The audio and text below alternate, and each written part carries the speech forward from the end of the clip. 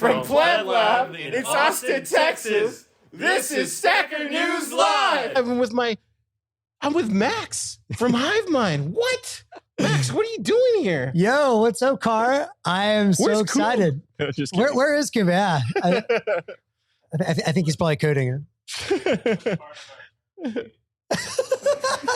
Max, what's This is an going agreement. I get to come on, on the dude? show. What's Dude, going on? I am so excited to be here, man. I have to say, well, first of all, I'm a big fan, not only of Stacker News, but Stacker News Live. So, Woo! Did you hear that, Keyan? We got two fans now. My sister and Max. there you go, baby. Long time listener, first time caller. It is so awesome to be here. I have to say, I've come and seen Pleb Lab maybe like once or twice a year for the last couple of years, but you guys have taken it to another level. Like this is the place to be. It's fucking awesome. Like, It's everybody else. It's not one person. It's like Nifty. It's like Keyan. It's like Topher. It's like everybody. yeah. Like everybody. It's like, yeah. Well, just to shout out, if anyone hasn't come to Pleb Lab that's listening, like, you got to make the pilgrimage. This is the Bitcoin capital of the world. And just the energy here. I've been here for the last couple of days. Yeah, dude, it's been great having you. Yeah, man. You're super cool. It's got me set up with a couple podcasts. Yeah. My experimental ideas from the edge will hopefully come out. I got 3 episodes. To it. Yeah. Just spending so much time, like so much energy, so many incredible builders. Like, man, just the vibes at Pleb Lab are off the chart. Well, dude, you're like, I said this before. You came in 21 when we were just in that office, like that little 7x7 office, and you were like one of the coolest guys I ever met at that time. And then I was like, Keyan, bar then. I was like, Keyan, who is this guy? He goes, oh, he's a VC. I was like, what? He doesn't like, you don't act like that. You don't talk like, you're just a real normal dude. And that's what I love about you. And then you just tell it like it is. Like you don't sugarcoat it. You just like, no, this is what I think. And it's like, dude, builders need to hear that. So, well, I appreciate it. And I mean, I view, the chance to get to be part of projects like Stacker News and like obviously my little world, like, I play VC on TV or whatever, but I truly am like a fan. Like I truly am a believer in decentralized technology. I want to see a decentralized HiveMind form. And yeah, I mean, this is, one small role that I can play in it. So yeah, it's cool to be a part of it. Yeah, dude. Yeah. Thanks for coming on. Yeah, it's been great. So what have you been up to this week? Is just all the consensus things or? No, actually, I try to stay as far away from that as possible. But I'm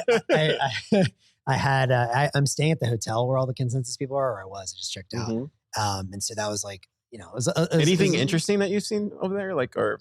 Absolutely not. I mean, the one interesting thing was seeing Graham from Voltage. He was there. Boss, so that was kind of cool. But some guy was trying to pitch me on some new shitcoin thing at one point. I was like, I can't, I don't have time for this. I'm sorry. But I did, one of my, I guess LPs, someone that I work with, he was having something here. So I went to come chat with him, and it was a great excuse. I've been wanting to come to Austin for a year now. So, anyways, it was good seeing him, but the highlight has definitely been just hanging at Pleb Lab. I've met new builders who I think are fantastic. Obviously, you and Keyan are the OGs, but it's cool to see like the new crop coming in is very talented. Really talented, right? Yeah. And then the podcast, everyone should be on the lookout. I've got some rips coming up with where's that website at? Oh, I don't even know. I don't even have a website yet. Oh, you don't have a website yet? Is it going to be on Fountain? It's on Fountain, yeah. If you look up Ideas from the Edge, HiveMind Ideas from the Edge on Fountain, I have 1 episode. So it's, it's pretty early. But okay, cool. We'll check it out. It's a little experimental, I would say. Nice. Oh, there it goes right there. Boom. Yeah. Stackers. There you go. Check it out. Yeah. Oh, you did one with Stu? I've only done one on there so far. Nice. But the Stu episode is quality. Stu's a quality thinker, but I'll say Keyan and Tony and Christopher, they definitely stepped it up too. So yeah, really outside the box thinkers there. Cool. Check it out. Everybody who's listening, we'll post a link in the show notes, or Wumble if you can post a link to the show notes. And then anything else they can get in touch with you for? Like what would you say to the average like builder who's doing a startup, like wherever USA or wherever in the world? Should they just reach out to you directly? Like what's typically the? Yeah, I mean, I would say so just in general, I would say the things that I'm most excited about right now are obviously Bitcoin and Lightning are great, and I've been doing that for years. But I'm very excited about Noster. Obviously, and I published an essay that you guys talked about, I think, a couple weeks ago. That's good. On Noster as sort of identity layer. So I'm really interested in like once you have reputation, what you can do with that in different kinds of apps and having interoperable data. And then the other thing I've been really exploring eCash. I think seeing the multi-nut payments from Cali with cashews got me excited. Tony was further fundamentally me and around some of that stuff too. I think both are very interesting. And I would say maybe one mental model shift that is, kind of evolving for me right now is, Lightning Network as the glue between a whole bunch of different kinds of banks. If you think of mints of that, so potentially cashew mints, feta mints, fintechs like Cash App. And I'm still bullish and excited about fully non-custodial in the long run. I think that's definitely a problem worth solving. But if you go back to the, Hal Finney original Bitcoin Talk post, right?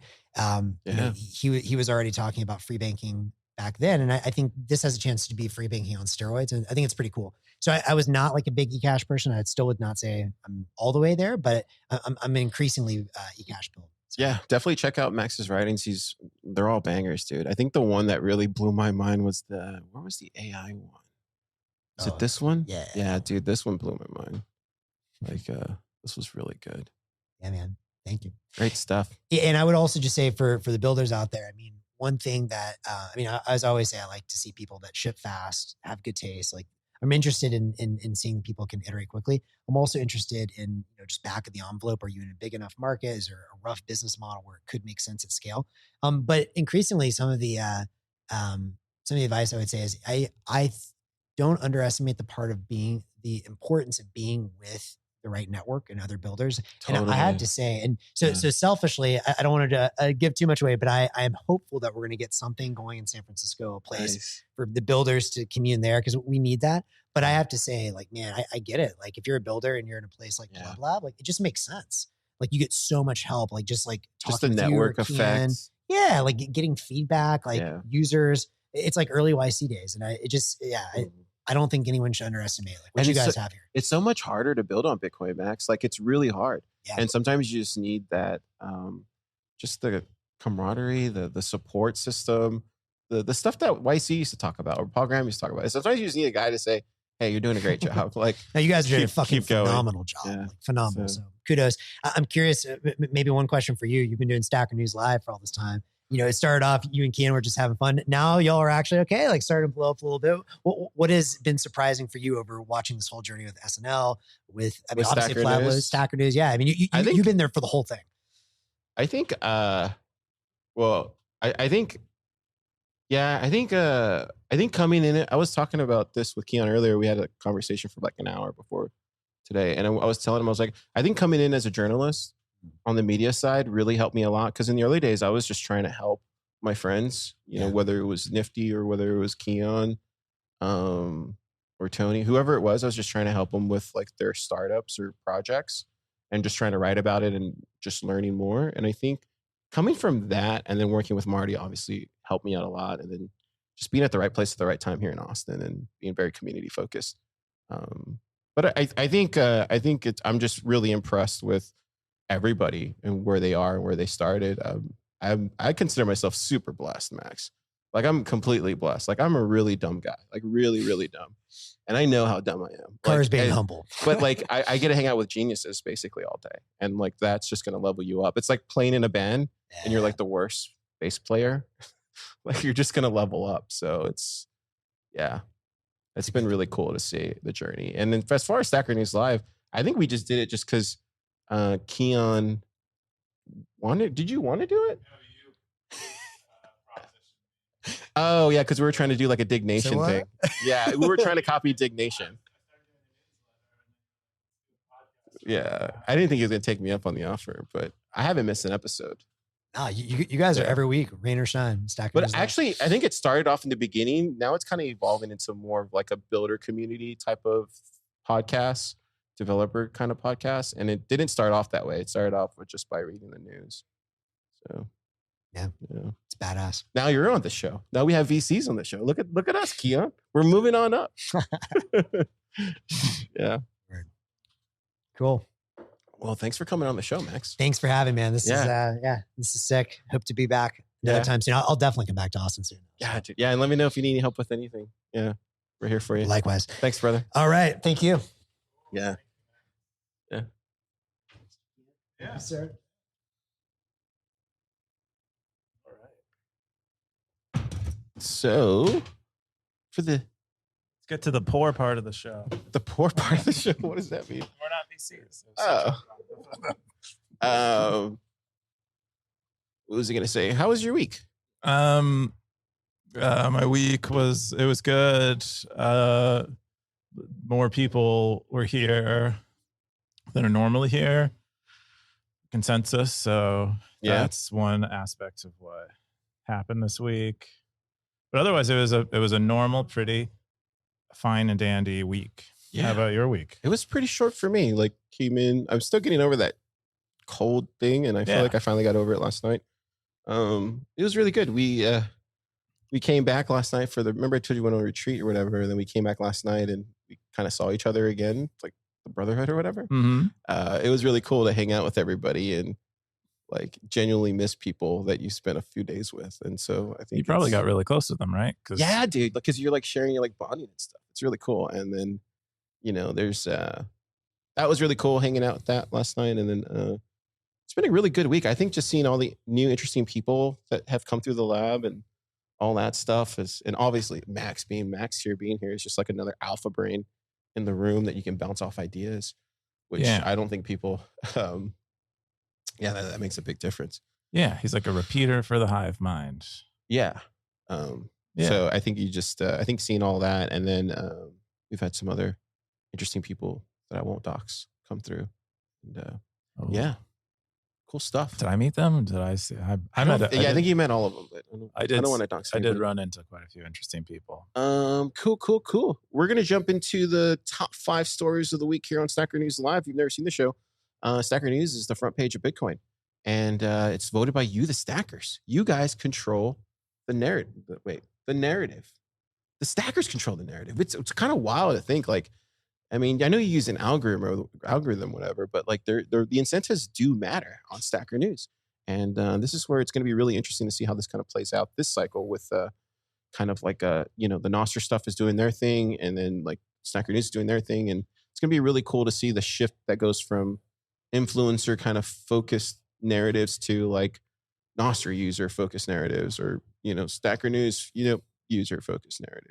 I think it's going to be really interesting because it kind of levels the playing field as far as like what Bitcoin is talking about. At least that's how I see it. But we're going to cover the top 5 stories. It's going to get really spicy today. But hopefully we'll. I mean, I haven't spiced anything, but I know you have some spice. Maybe I'll give you some pumpkin spice. I think we'll just cover the top. It's not even fall; it's spring.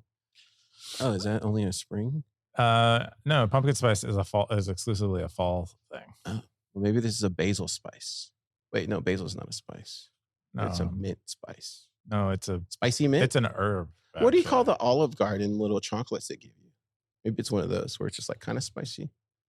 Those aren't spicy though. I feel like they're spicy. I mean, they're peppermint chocolate. Yeah, maybe it's like a peppermint podcast. It's gonna be a peppermint pod. The first top story is summarizing my thoughts on eCash. This is from Seth for Privacy, May 30th, Bitcoin territory. 70 comments, 5,596 sets. Keyan, what's this? This is a post from Seth for Privacy. Seth for Privacy writes a lot about privacy stuff and has like a pretty well-developed opinion. Is not a Bitcoin maximalist, but even Bitcoin maximalists respect his opinion on privacy stuff, and it's frequently featured on Bitcoin podcasts for that reason. And I think has a pretty great mind for privacy things. Anyway, he's been kind of bearish on eCash, and so this is a post from him explaining how he thinks about eCash and why he is bearish on eCash. And he lists it out. It's pretty well written and concise, but he thinks that for one thing with an eCash mint, you basically have a custodian or a federation of custodians that, for their sake, they want to stay anonymous, but for the person who's giving them sats for eCash, they would prefer to know their identity so they can hold them accountable. And so there's like the bit of a mismatch of kind of what people want there. He says it's not really self-custodial, like a bank note is not is not self-custodial. It is, the banknote itself is a bearer instrument, but ultimately you have that bearer instrument because it's redeemable at the bank for what they're custodying for you. He lists a bunch of these issues he takes up with it. I think one of his bigger gripes with eCash is, especially when it's argued from the perspective of being a privacy tool, is that he doesn't want to use privacy tools that sacrifice his custody of what the asset that he's gaining privacy of. And that's basically what he would have to, like, using eCash exclusively as a privacy tool. That's kind of what you're doing. And he says here, sacrificing custody to get better privacy is a non-option for me. And then, he says these are, I don't think he's being, I don't think he has any malice or anything. And he even says that in here. I think he's just trying to kind of help, assist people in thinking about eCash. And I think all perspectives on eCash, especially as more people pursue it and use it, are good to have. Yeah, I think. I'll save my comments till afterwards. But we have another post right after this about eCash. Yeah. Too. So for the snacker, the top comment from the snacker was, "Bitcoin is awesome." He says, "If you have 10 years of purchasing power locked away in a well-tended cold storage, why worry about having a week's worth of purchasing power in an eCash that allows you to perhaps participate in a citywide mint that you're currently visiting?" This entire post seems to imply that people, even already Bitcoiners, will be attempting to stash their entire Bitcoin net worth. Stuff which is frankly absurd. He goes on to say more, and then we had the follow-up to that, died on Titan. He says, "Came here to essentially say the same thing. Not if you're using a mint and eCash tokens for pocket change. I'm fine with custodial wallets for small quantities of money for easy and quick transactions. Your wallet here on Snacker News is custodial, is it not? I send rugs you. Are you bankrupt?" Stuff like that. So I think it's a lot of the same narrative, or not narrative, a lot of the same comments we've been seeing everywhere else, whether you go on Twitter or Nostr. Some of them are. I think if you actually do read some of our eCash comment threads, they do. I have seen a few perspectives that I haven't seen elsewhere. Scoresby highlights some of them in the next post. We can go to the next one. So the next post was from Scoresby. He says, the title was, "Why can't you buy eCash from a cashew mint?" It's a Bitcoin territory, May 28th. Scoresby post 133 comments, dude. 133 comments, 27,000 sats. Obviously, people want to talk about this. I think that's safe to say, right? That is very safe to say. People are talking about people eCash. Want to talk about eCash. I think I had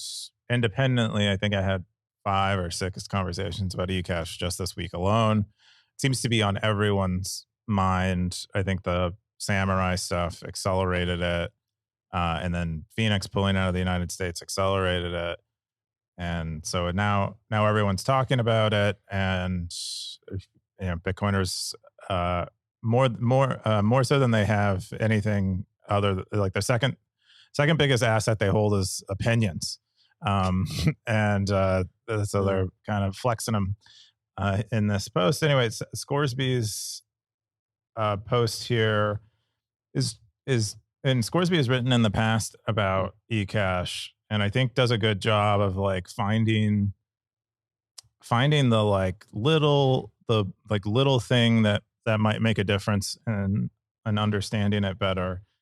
And here he's basically saying some of like one of the issues he sees with eCash and some of the confusion it creates around it is this like kind of redemption aspect of it, where you have eCash, but it's presumed that you can at some point later redeem it for Bitcoin, and that is not guaranteed. It requires trust. And anyway, I think it's best said in a section somewhere in here that I'm gonna have trouble finding now, but he's basically wondering if at some point eCash is going to be better than just this redemption mechanism. Is it possible that you spend sats to get eCash because eCash gives you extra benefits over the sats that you otherwise had, and maybe it makes it like the current use case for it is it makes spending a little bit easier in certain contexts over what we can do on Bitcoin. But maybe could the eCash itself have value that exceeds the value of the Bitcoin, or makes it at least worth in the eye of the person who's buying the eCash, makes it worth exchanging their Bitcoin for the eCash, and that might be interesting. But then is it a shit coin? It just like brings up a lot of interesting questions and subtle ones, and ones that people have a lot of thoughts on, as the comment thread shows. Yeah, Tony had the top comment. He says, I've been struggling to try to open minds to this possible framing. I will say it's easier for myself personally to reason about it when the eCash issuance is based upon a network with a single issuer, though it could be argued that it's the same either way. It's possible the value of it's always exactly 1/1 of the underlying pegged asset. It's also possible it's worth more during times of high demand, such as when there's high chain usage. We can't perfectly specify exact value between two assets because it's always based on free markets. And it goes on to say more. BTC Manual says, I'm all for new tech, but I still feel like I need to see a commercial use of it. Will people use these wallets? Is my question. The goal was to make certain trade-offs to make custody simpler, but I don't see that yet. Who will be spinning up federations or mints apart from exchanges or a few Bitcoin businesses? Then the third comment was from Justin, who we know is very anti-eCash. He says, eCash is an authentication scheme, not a currency. Bitcoiners associated it with Bitcoin are scammers, and it's a shitcoin they're selling you. As a single use case, authenticating you to a server. There may be rare cases when someone wants to trade for your account on a server, and it allows for that without a database entry. Again, and then goes on to say more. It's a really interesting thread because you kind of do get a whole sense of how the community feels, just like in a post. So I would, if for anybody who's just a Stacker News listener and interested about how the community feels about eCash, I would definitely come check out this post. You get a little bit of everything, which is really cool. Yeah, I think that's our last eCash post. Did you have other things you want to say about Yeah, eCash? I think the other one, I just want to bring up this one. This was another post. This is not in the top 5 stackers, but somebody posted, hey, just want to know what's the votes on this. And then you haven't voted. You haven't voted yet. What's your vote? You got to do it right now on the air, live on the air. I don't want to pick one. It's car bullish. I know it does. It does pigeonhole you into one or the other. Because at the end of the day, for me, like, I can separate like two different sides. Like me as a Bitcoiner, like my Bitcoiner privilege, because I think this kind of goes to the whole thing. I don't think people realize just how privileged we are here in America when it comes to Bitcoin and finding Bitcoin early and being privileged to have Bitcoin. Like that's a privilege. It's a blessing, and people should realize that it's not a right. It's your own responsibility to figure out how to use Bitcoin. It's everybody's own responsibility. Sure, we could help people, but it's to not think it's a privileged network and we are privileged for finding it early and all this kind of stuff. We are very lucky, like very, very lucky. So I will say that. I don't necessarily think I personally would never use eCash until it's like maybe I see you do it first or see another entity do it first. I think there's several ways how this could kind of play out, and I'm going to talk about them right now. You don't use Mutiny Wallet. They actually have a pretty popular eCash use case in Mutiny Wallet as it exists already. And to receive to a Lightning, you get Mutiny Plus when if you don't have a channel yet, you can you get this Lightning address that people can send sats to while you're offline, which is really eCash tokens, which at any point you can redeem. If supposing the mint doesn't go offline, you can redeem for sats, open a channel, use as if you convert it into Bitcoin. And so that's already an organization kind of using it, and I think that is serving that is something you can't do with a mobile wallet otherwise. Like if the eCash mint weren't there, so is that? Yeah, I think for me, like it's kind of like, why would I just use Zeus? It kind of goes back to, well, Zeus, like how well do you understand Bitcoin? How well do you understand Lightning? Like all those type of things. This is where I go back to the privilege thing. I think we need to be honest with ourselves and say, like, Lightning Network is a privileged network. Is it always going to be that way? I don't think so. I think over time it will be easier. But I think we just need to be honest with ourselves about like what it is that we're actually like how lucky we are to find this technology. You can use Zeus, but Zeus does not allow you to receive while your app is not open. They will hold liquidity on the network on a route for you, so you come online, you can redeem it. But if you don't come online within whenever that payment expires, that money will never get to you. You will never be able to redeem it. And so it's not Zeus. What Zeus's implementation of this is not at like feature parity with. Yep. There are trade-offs between them both is mostly what I mean to say. Not one is better than the other, but they are distinct things. Yeah, I know. I get all that. I think this is just where I'm trying to get to, is where like this other post just came in the 24th, but it's called The Paradox of Bitcoin Adoption. This was from Did He Play Well? This is not also in the top 5, but I think it just goes well with everything here. He says, there is an unsolved paradox in the path of Bitcoin full adoption. It will be stable enough to massively adopted only when it gets stable enough to get massively adopted. Since the mass of the population that makes up for the full adoption cannot afford the unavoidable volatility caused by the move itself towards adoption, thus hindering itself by the same action of trying to adopt it. This couples with the fact that even a stablecoin based in Bitcoin do not allow us for a computable transition. Fiat can be indefinitely multiplied, causing Bitcoin to be virtually internally unstable in fiat if the state wants to. I have my solution to this paradox and we'll be posting it later, but for now, I'm interested in your thoughts about this. And this is kind of where I'm at, is like this kind of thing. It's like, it's the chicken before the egg thing, right? Or it's the egg before the chicken, wherever you want to see. Go read this post. But what I'm trying to get at is, if this is what we're battling here, like if we're literally just talking about Bitcoin adoption, like if that's what we're really talking about here, I think it's a much bigger problem that's not going to be resolved by any one of us. And I think it actually goes back to even 2022. So let me show this stuff real quick. So there was an eCash bill that got launched in 2022. It never got passed, but this was right around the time when, and you can go and search all this stuff, it's here. This is right around the time when Biden was issuing, executive orders for developing digital assets. Because what you have are two different sides. You have the CBDC and you have Bitcoin, right? And we're not going to do a CBDC in America. Like that's not going to happen. And it's not going to happen with Bitcoin post Bitcoin ETF. It's just not going to happen. They're not going to adopt Bitcoin. They're just not. And so this is where we kind of get into a place of like, we need to find a middle road. And this is where I actually think eCash probably makes the most sense here, is the middle road, is trying to create like a framework for the United States. And I think it's all here. Like there's comments, there's threads, and this is where it's great to be. Is there eCash mentioned in this? No, we strictly talk about the CBDC. And this is where I kind of go to, like, CBDC's it's just not going to work in the United States. But there can be a way where we can transition in a somewhat middle road there. And I think eCash is going to be that option. And this just kind of goes back to what I've been saying for a while now. I think if a bill gets passed, an eCash type bill gets passed, I think then it's full game at that point. Everybody can run their own mints and everybody can create, you know what I mean? To a certain extent, there will be some clarity around that. But I definitely think that's probably where we're headed. But I don't necessarily think that's a bad thing. I just think that's just where it kind of that's just where we're skating to. It's better than a CBDC. It's not quite Bitcoin, but it sits somewhere in the middle.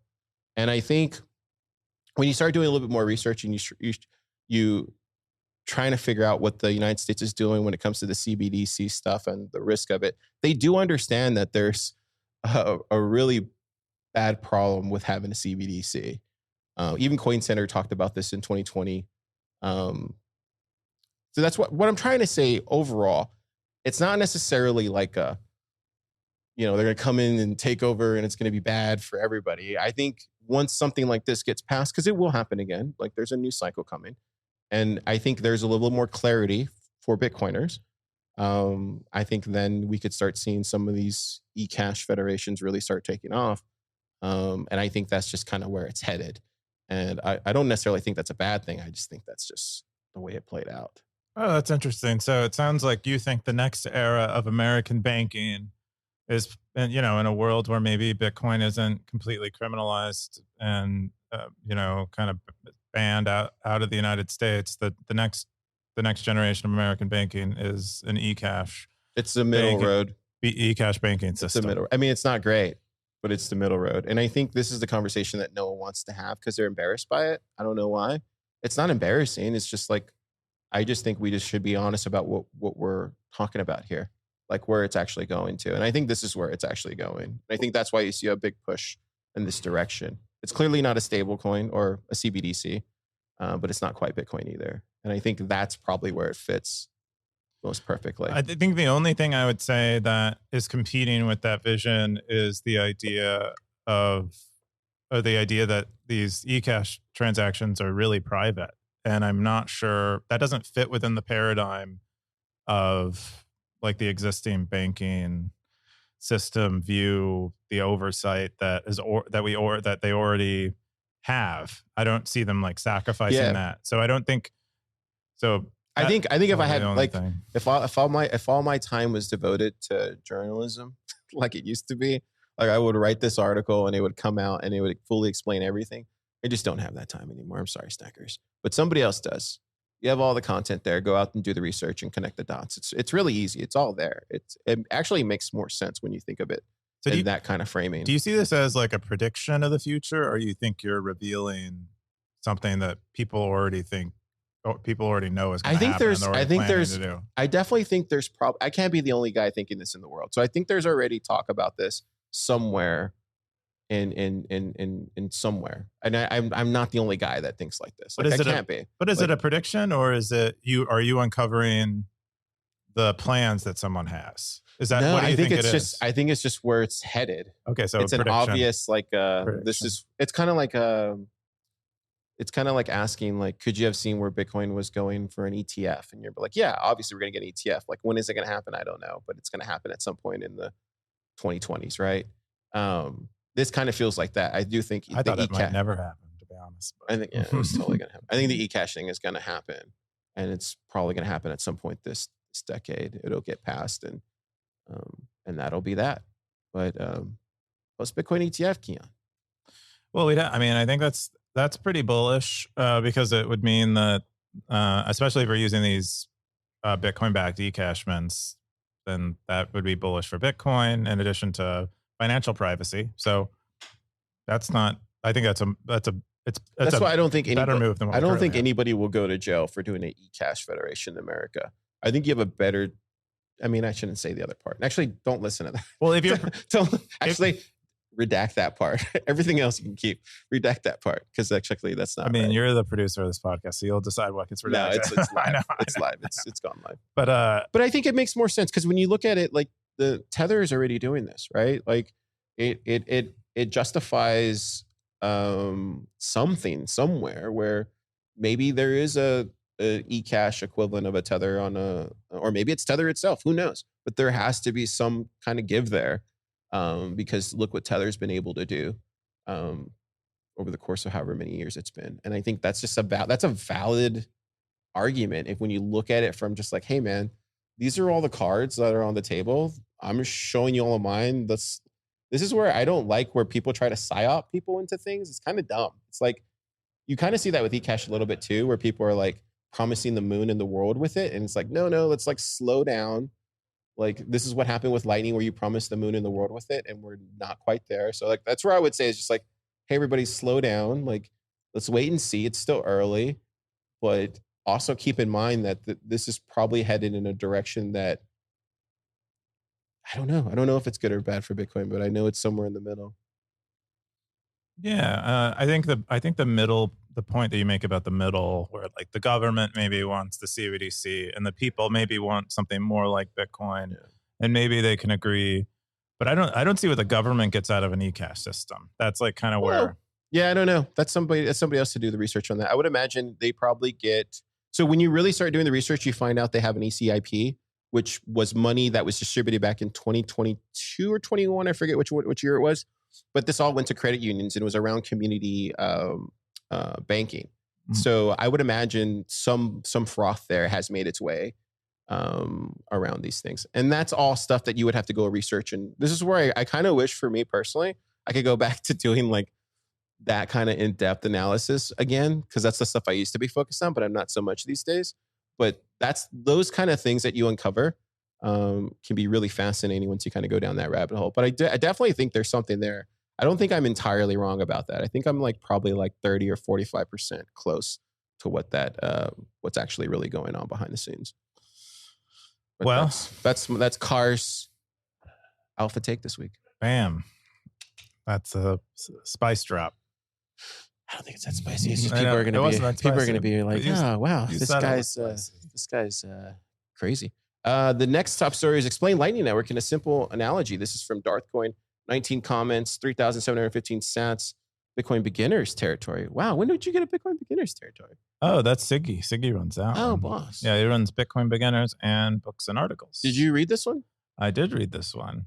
Yeah. So Darthcoin uses like kind of a water metaphor to try to help people understand how Lightning works. We have a lot of metaphors get used in Lightning. I like a bar tab. Other people like they have an airport analogy. Other people have like an abacus type analogy. What's an abacus again? Is that a plant? It's like a device that allows you to like move beads to count on a string. You move like beads on a string to count. But he uses a water one and tries to explain, and it goes a little bit deeper than most analogies do in terms of explaining the Lightning Network, trying to, having a metaphorical object or device for a UTXO, having one for an HTLC policy. And yeah, I thought it was pretty good. It should assist some people in thinking about these things for the first time. Because it is a relatively complex system and can take absent an LSP, kind of like thinking about these things for you. There is quite a bit that you need to be. Shout out Darth. Look at this. Like, go to his website, darth-coin.github.io. He has general, beginner, wallets, nodes, merchants. He's revamped this recently, good, right? Man. He's made it really thank you for even your service, simpler. Darth. I don't say that enough, but thank you for your service, man. He is really doing a serious doing job. the Lord's work. Yeah. Really good stuff. Staggers, check it out. Do you think the Lord is on our side, Car? I was hesitant to say the Lord's work. Do you think? I know you've been thinking about this stuff more than I. I think God places people in different ecosystems, and it's up to the individual to want to bring that part of it to his daily work. And I think regardless, as long as you're working for good for what you. No, I think good, there's a lot of people in like the Brotherhood that are like, some are game developers, other are like accountants and stuff like that. And obviously, I'm in the Bitcoin ecosystem, and so I think you just how you represent yourself, I think, is your values and stuff like that. I think really more so than the But I think I think work. I think in Bitcoin's a little bit different. People tend to have that without any sort of religion or anything. I think just naturally that I've seen. I don't know. All right. Yeah. Just a random question I had. Taft said, great guide. It means that Darthcoin's injured middle finger is recovering. I don't mean to laugh. Was his middle finger broken? No, dude. I had messaged him or I tagged him on something. He showed his finger. It's jacked, bro. Ooh, showed a picture of it? It's like super jacked. Dude, Darth, mine actually is broken. I don't know if you can see that, but my finger is actually broken because football when I was a kid. Oh. Just never worked. I can't get it popped. Oh, well, it healed. But his actually got chopped off. Really? Yeah. Oh, man. He must have smashed it. Have you ever met a guy with the chopped finger before? I don't think so. Those guys are tough motherfuckers, too. One of my baseball coaches was shot a couple times. My shop teacher was missing all his fingers in middle school. Oh, yeah. I mean, that makes a lot of sense. Those saws, boy, they cut through bone as well as they do wood. Yeah. Shout out Darth on this one. Shout out fingers. Boom. 1,000 sats, baby. The next top story is Cash App has inactive LN addresses endpoints with npubs pre-generated. Impregnated. Oh, whoa. With Jack npubs, is impregnating us with no stuff. I know. With npubs, Cash App is impregnating. All right. NPub pre-generated for every user. This is from Bitcoin Pleb Dev, Dev's territory, May 28, 24 comments, 3,367 cents. Keyan, what's this? Yeah, so it would seem that Cash App is going to support Lightning addresses soon, which is pretty awesome. Did they not already? No, I thought for a long time they had, because I thought they did too. Like 6 months ago, I got a Noster DM from one of the Cash App devs, and he's like, "Hey, I think there's a problem with your Lightning addresses." And then I got back to him, and he's like, "No, it was an issue on our end." So I knew they were already working on it. I thought they'd ship it by now, but they haven't. I mean, they're kind of losing this app right at this point, dude. Right? Like, oh, I don't know about that. They're a totally different thing. They're like a custodian, and regulated, and why would billions of dollars already. Yeah. But ship fast. I think they're different in a different category. Anyway, but the Lightning addresses it appears to be, they're like nearing the point where we're actually going to have Lightning addresses as Cash App users. And then additionally, it looks like they're ready to support Noster and be support the Zap spec of Noster, so that you can use your Lightning address on Noster and have the Zap show up to your Lightning address in Noster. This apps. is breaking news. It is breaking news. Bitcoin Wow. Pleb Dev broke it. I don't know how he found it. Is this the Bitcoin Pleb Dev? That is him. Indeed. I know. I haven't seen him. I don't know. I know how he found out. Oh, do you? Yeah. Oh, maybe he's been I won't say. partying at He's found it at Consensus Jack's. with maybe I mean, Jack's, he did just get a job at Voltage. Maybe he's hanging out with way cooler people now. It's Oh, possible. inevitably. Have you seen how cool Graham is? Yeah, Graham is very so cool. He's like a painting, that guy. He has a nice beard. Yeah, it's nice beard. Everyone works at Voltage is that way. You also got, I don't want to name names, but they're all This segment is sponsored by not by Voltage, because they haven't given us money yet. All the positive things I would say, I'm not going to say until we get some of that Voltage money. Killian Bunn said, "Wake me up when every Square POS gets an Ellen address. We're waiting." That's never going to happen. So, What do you mean? it's never going to happen. You think no? That's never going to happen. Why are you so bearish on? They have a Lightning address. It's That's not pretty. possible. Can you imagine like Coinbase with Lightning addresses, or I don't know, Visa? Because Jack said he was going to do it like what 2 years ago at Bitcoin conference, Smallers, and it never happened. Oh, the POS thing. Yeah. So it's never going to happen. There must be something going on behind the scenes. He did very No, confidently. but I'm trying to say like there's probably something else behind the scenes that, I mean, I have a feeling I know what it is, but it's not my business, so I won't say. But feel free to say what you think it probably is, Keyan. Oh, well, I think it's that we're not.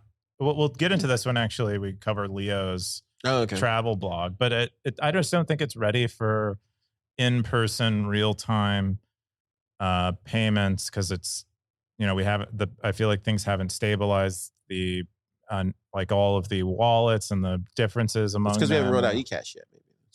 Oh, yeah, I know that's. I don't think that's the real thing. That's a joke. Yeah. Good post. Yeah, the final. This awesome. is the final one. Next one. I think so. The final Stacker News post of the week is Bubbles to Live In. This is from Elvis Mercury, a legendary stacker. Mostly harmless territory. Legend. 29 comments, 21,500 sats. What is this? Yeah, this is kind of fun and pulls in, I think, several kind of ideas, both like curating a physical space for yourself and like a physical world for yourself that is distinct and perhaps better than the external world that you don't control, but also a mental space and curating that, and not just exposing yourself to whatever whirlwind is going on online or whatever the algorithm is deciding. And it's just kind of sharing some general thoughts around that, and that he feels like he's fallen short of doing that for himself to date. I think Elvis tends to kind of nag on himself in terms of what he's accomplished or how much he's done, but it sounds like he's trying to level up in this regard. And he shares a few interesting articles here of other people who are doing this. One is an economist. This one in particular is really, really good. Because most of how we describe the like negativity of social media is in that it's like it's making us like vain and shallow and like sucking all of our attention and kind of wasting our time. But it's making a point that it's actually like it's not so much that like the bigger crime here is that we are like losing empathy and becoming like dickheads as a result of using social media so much. And it's the point is like subtle, and I'm having a little bit of trouble. Is he just strictly talking about America, or is he talking about like the EU and like other places around the world, or does he ever say like specifically where he's talking about, or no? Well, this isn't Elvis who wrote that post. That was that woman wrote that post, but Elvis is mostly talking about this is like it doesn't really have boundaries nationally. It's mostly like you should be concerned about, like highly concerned about the information you're intaking, the environments that you're in, and making sure those are like well suited to you because you have control over them. And then maybe not feeling like you need to be so exposed to everything else that's going on outside of like the areas that you have control over. And that's, I think a very healthy thing to engage in. We have He says, how did getting off Twitter, paying no attention to sports and planting sunflowers got framed as an escape from reality? To me, it looks like we're moving towards reality. Post Mercury said, this comment gobsmacked me, but there's something deeply true in it. And yet, like Niels Bohr said, the opposite is also a great truth. The way of being adopted by most of the surrounding world is reality for most workable definitions of reality. Interesting stuff. Is that the Ohm? You know who I'm talking? Ohm? I don't know who Ohm There was a is. guy who used to write very important tech journalist. I forget. I don't know if it was called Ohm. I forget what it is. Maybe a stacker will remember. It sounds vaguely familiar. Yeah, I wonder if that's the same guy. Probably. I don't think so. Ohm, I believe, has been on Stacker News for a while. It's weird, like that guy, Ohm's here and Evans here. It always makes me wonder if those are the two guys. They're just like, I think those are pretty. I mean, it's two letters. There are only so many combinations of two letters, and there are lots of people. Anyways, yeah, I think for me, everybody we talk about this all the time. I think we had a party earlier this year. I won't say which one it was, but a lot of us local Bitcoiners were kind of talking about this in like a conversation. And I won't attribute to who it was, River Rule, right? But River Rule? Oh yeah, it means like you just leave it wherever it was at. What I would say like for when me, you drop a body in the river. I don't mean to interrupt you, but like, what is the river? I never heard that euphemism. Yeah, it's too hard to explain. Anyway, okay. I do think there is something to be said about finding your own community and then finding peace and understanding there and living for others as opposed to living for yourself and impacting for the greater good type of thing. But I think that just kind of goes down to the individual itself. I think there's some people very satisfied doing these things, and there's nothing wrong with it. I just don't think. I just think if you want to make a change, then you just kind of have to be the person that you want to be in the world, and lead by example, and you'll likely those people usually stick out, and you'll likely find other people like you. Like, how did we meet? Right? It was like, do you know what I mean? Like, you're gonna find like-minded people because you are that person. Just, I don't know what I'm trying to say, but I'm trying to say is like, be the person you want to be. If that's what the change you want to make for yourself. Yeah, it's tricky because I think it requires quite a bit of conscious effort to. I think you do have to, be the person you want to be but you also have to be it publicly. It's not enough to say to yourself, "I'm this person," and expect other. But why do you have people to say it publicly though? So that the other people who are like you can find you. What I was going to say is like, I had to consciously move. I had to like, I lived my entire life in California. I had to consciously make a decision to move away from California so that I could be around Bitcoiners. And so it wasn't happening as a result of me wanting to be around Bitcoiners in California. I had to begin acting in accordance with like what I wanted to see happen, and make my own luck in that regard. But I think so. I think there has to be some public display, or you have to put yourself in motion for it to like count. Yeah, I guess that's true. Yeah, that's interesting. Yeah, how do you do it when you're the only person in your town, right?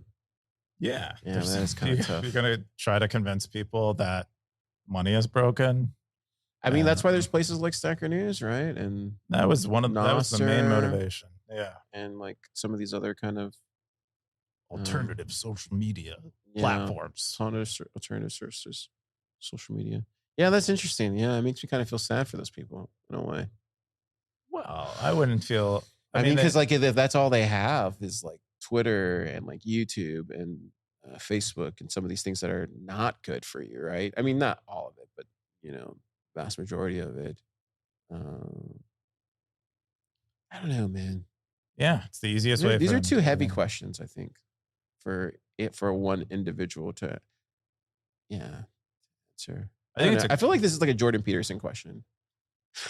You know what I mean? I don't know if he could answer it today. Maybe like, but even he's admitted to being well. very ego centric. For like what he does. I've seen podcasts where he talks about his ego and why he does the things he does because it attributes. I forget how he said it, but he was saying like, they're like, how do you feel about the celebrity that you built, these tours that you do, these books, like all this stuff? He goes, well, it's helping people, and I keep doing it because it keeps helping people. So I'm impacting in a good way, but does that feed the ego? I think so. And he starts talking about how, I guess, in his way of reasoning it, I guess. So I think it's kind of like that too. It's like maybe there is a positive to being public if you're helping people in a way. I don't know if that's the answer he's looking for, but no. I think it's more. I don't know. I would definitely recommend reading this post and then reading the attached articles. I don't know. I think that Medium article maybe it was a Substack is really onto something about. It's not so much that we're depressed as a result of seeing people who are in better positions than us. It's much more so that something about this is like removing our empathy, removing kind of more meaningful connections with people, and kind of turning us into shitheads. And it's ubiquitous now. And that's that is what the future, whatever generations are coming up in more direct contact with that are going to be primarily left with, is like what human culture is. Yeah. And it's shaped by an algorithm. Human culture is shaped by an algorithm. That's interesting. And who's shaping the algorithm? The companies who are willing to pay to advertise in it. Which is like I'll check it out. Gross. I didn't know it was that deep, but it's subtle. It's like subtle, and I think it's only like really scratching the surface, but I think there's really something there. That's all the top 5 stories of the week. Really good round. A lot of eCash stuff. There's a lot of eCash offensive. How do you say, like, it went on the offensive this week? The eCash stuff. Big week for eCash this week. Shout out to all the eCash, certainly on Saturday, eCashers out there. Shout out to them because it was a big week for y'all. eCash drop this week. I'm just gonna bring this up. I thought this was really interesting. This kind of ties into what you wanted to talk about with the where was it at? The Trump one. Oh yeah. Trump says he will commute Ross Ulbricht's sentence. What do you think about that? Yeah, I mean, I think it's interesting. We're seeing at least Trump begin to speak to crypto people, and maybe Bitcoiners are definitely a subset of the people they're trying to talk to, and I find that kind of interesting. And then this came out from Molly White. We did another. She was in the top 5 last week about the Tornado Cash privacy stuff. Dude, that's crazy. But I recommend subscribing to Molly. But she does a lot of these great pieces that involve crypto, and she's a crypto critic, so it's kind of nice to get that outside perspective. Yeah. And it's not fluffy, it's fairly deep. But she kind of summarizes what's been going on in this year's election cycle with a bunch of crypto lobbying groups are getting, now that their bags are fuller from the latest bull, like the beginning of the bull run, maybe they're beginning to maybe spend quite. They're beginning to spend quite aggressively, and she points out 115. It's like what 137 million. Has been raised by super PACs that are like pro crypto, that are from pro crypto groups or whatever. Everybody's trying to get their ETF passed. Well, they already got passed. I mean, we got the Bitcoin one, the one of the Ethereum. Was it one of the Ethereum ones or all of them? Soon Litecoin, soon all the shit coins. It's all happening, Keyan. Post Bitcoin ETF. This is what you get. Yeah. I think there's some interesting there's like some interesting things that might follow. Like, is this good for Bitcoin? Is this good for Bitcoin? Like the values that Bitcoiners hold in terms of like privacy and self-custody. Will this produce meaningful results for in terms of those values, in terms of laws that kind of protect those values? I think it's too early to say. Yeah. But the fear is that these lobbies are serving mostly to protect the casinos and like make the regulations nice for the casinos and not really for the individual people. But maybe they can't help. The casinos can't help themselves without helping individuals, and that's like the most optimistic view. Yeah, it's definitely out of my. Yeah. Anyways, the next one is Mt. Gox. This is your other one, Mt. Gox. Yeah, I don't really know much about any of what's going on here exactly. Why did you bring it up? Because I think it might be. It's kind of interesting news. Is that this thing that happened in 2013, so long ago, where so many people lost their Bitcoin? They're apparently like the trust, I guess, or whatever that holds it is beginning to pay out people who lost their money.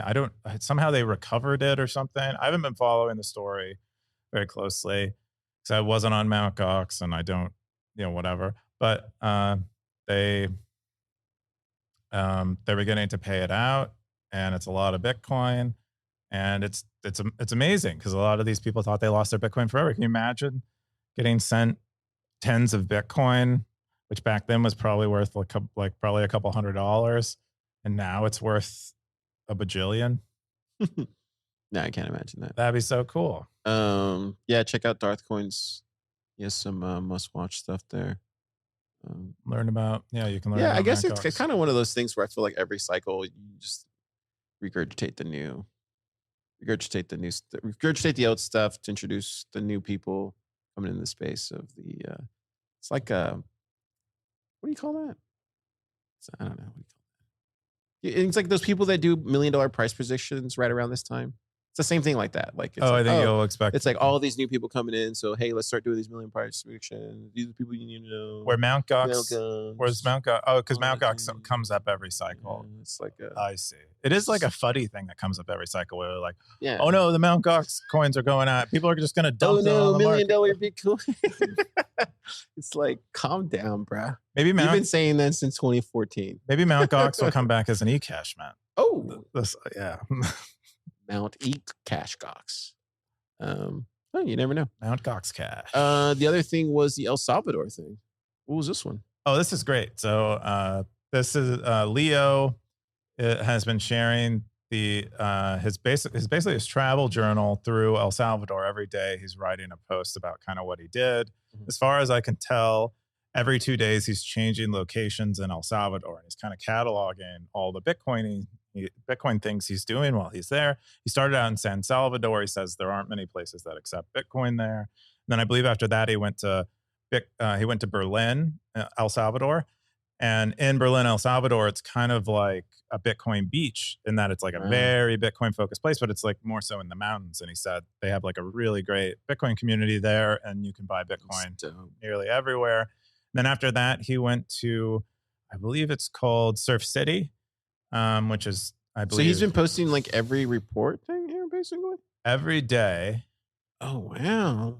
And then there are a bunch of, he came back and shared some pictures and all of them, but this is, I believe, Surf City.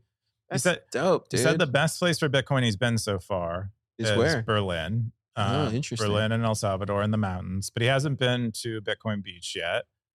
He said that in general, he said the city has gotten a lot like cleaner, and a lot of the construction he saw the last times he was there has now been completed.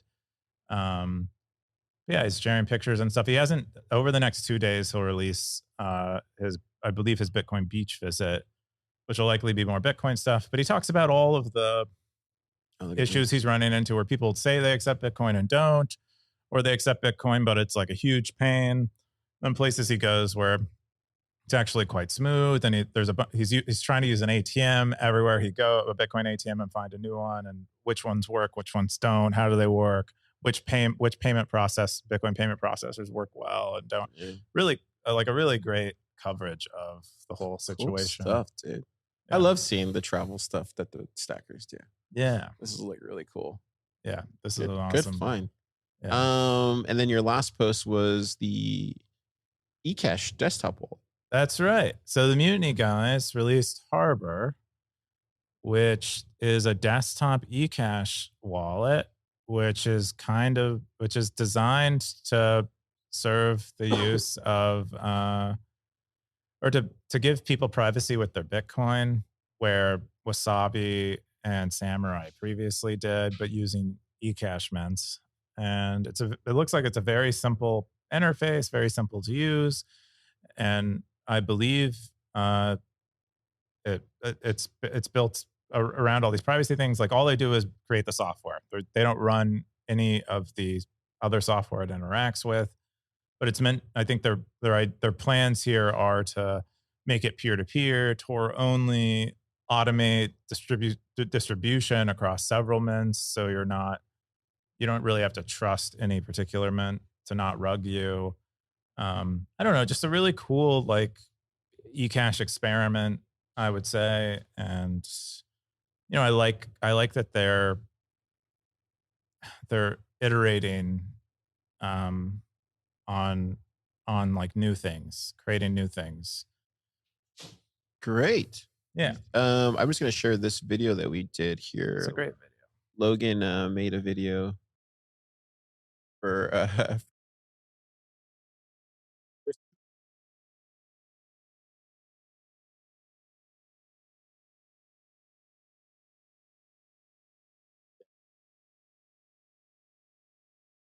and cadence. It was it was good, very tasteful. So definitely check it out. Just want to bring that up.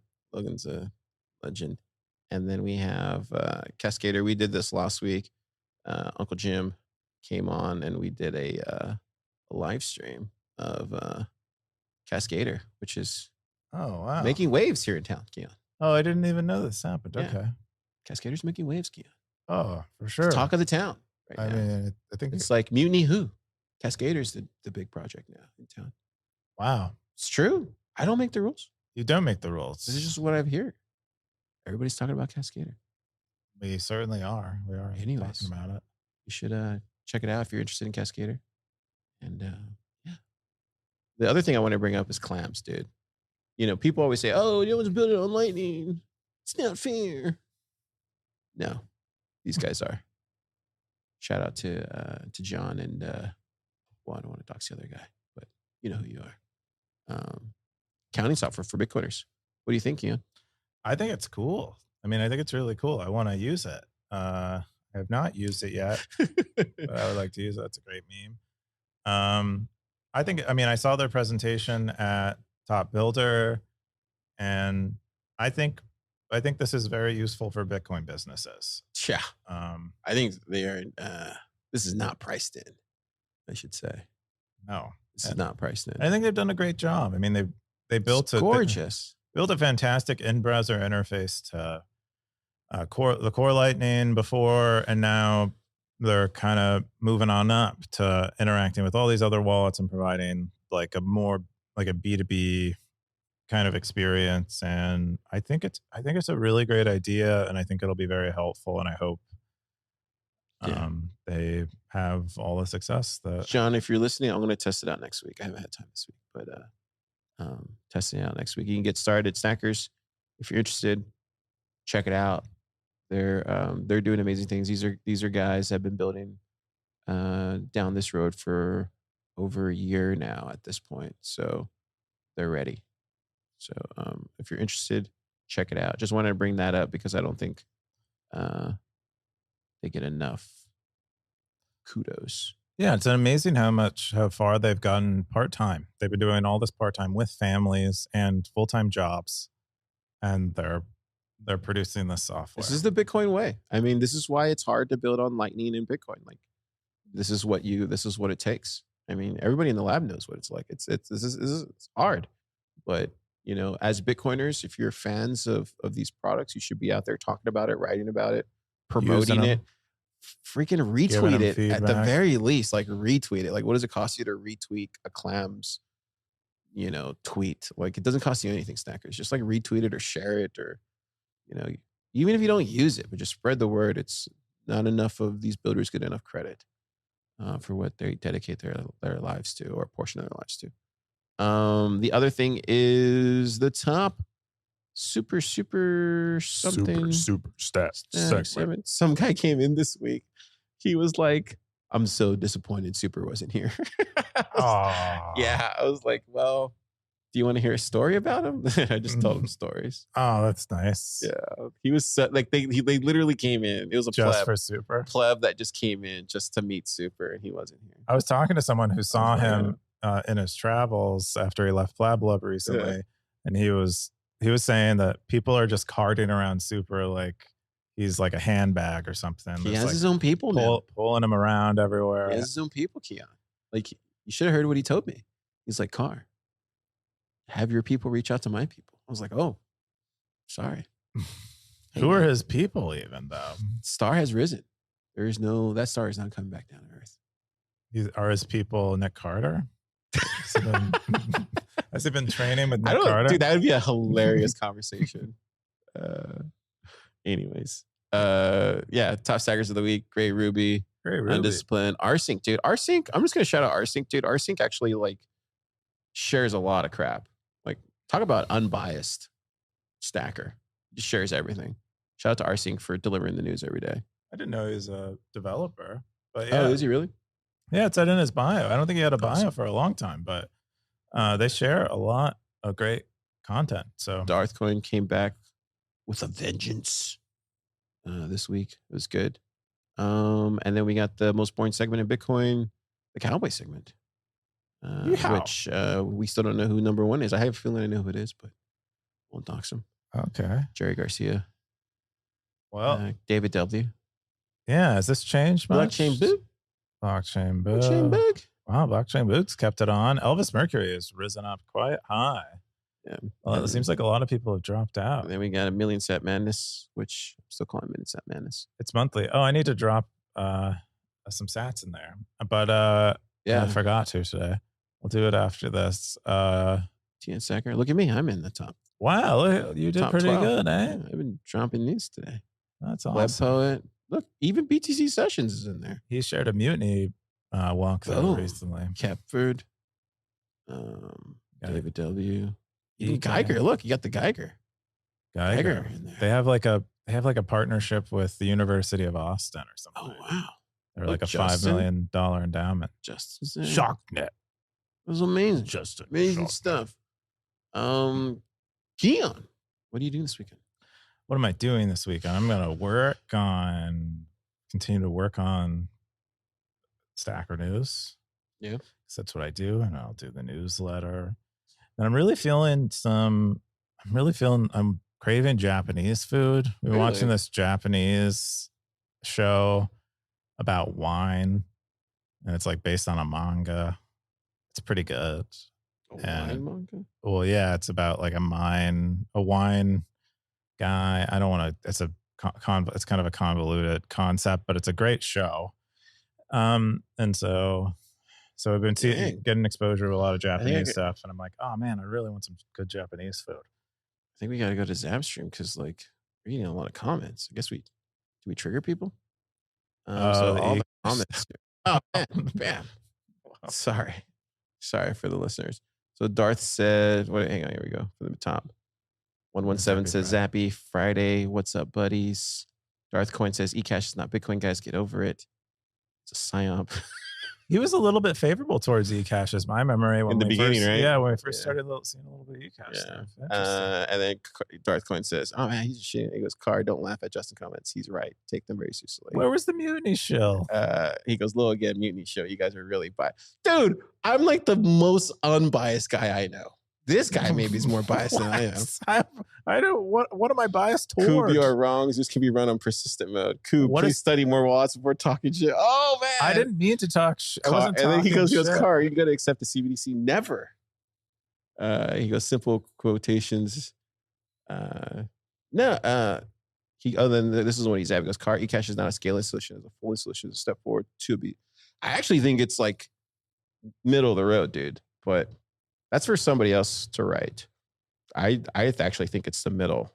And I don't, dude, Bitcoin only for me. But teach their own.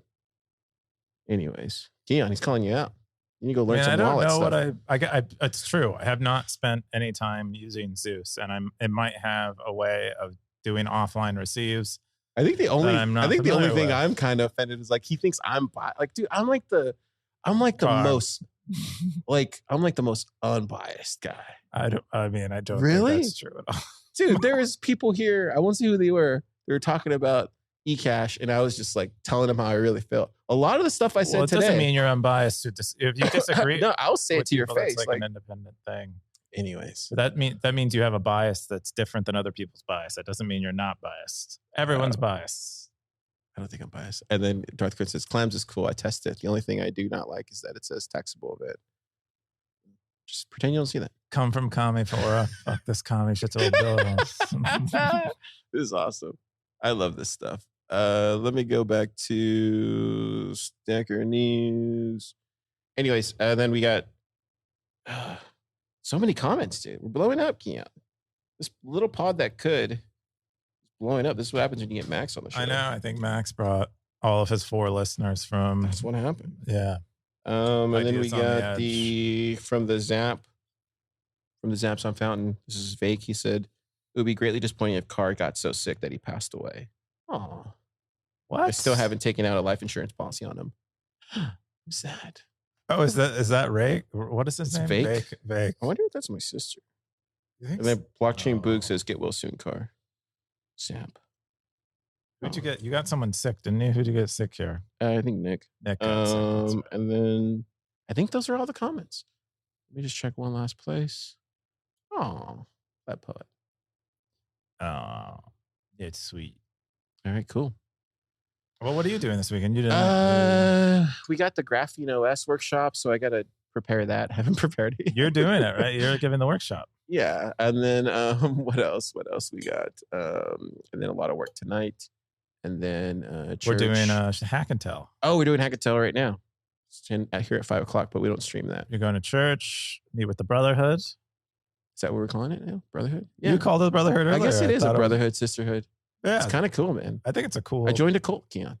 Oh, I wouldn't. I'm in 2 cults now: the Bitcoin cult and the church cult. If you can get a cult without all the bad parts of a cult, you're winning. I think that's what you want. See. That's the ideal. So for the stackers listening, this is episode 122. Let's see if Car goes dark after this cult. Let's see how it progresses. 100 episodes from now, we'll see.